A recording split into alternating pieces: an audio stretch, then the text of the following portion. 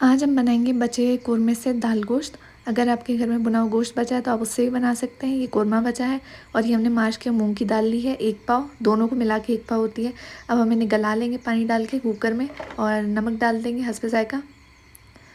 ये देखिए दाल गल चुकी है। अब हम इसमें डालेंगे आधी चमची हल्दी और इसे अच्छे से ना हम घोटेंगे और साथ में इसका पानी भी खुश्क करना है। अब जब पानी थोड़ा सा ड्राई हो जाए उसके बाद आपने डालना है इसमें कोरमा, और कोरमा डालने के बाद इसे अच्छे से चलाना है और 1 गिलास के करीब इसमें आप पानी डाल दें जितना आप गाढ़ा रखना चाहते हैं। ये देखिए, और इसे 10 से 12 मिनट आपने लो फ्लेम पे पकाना है।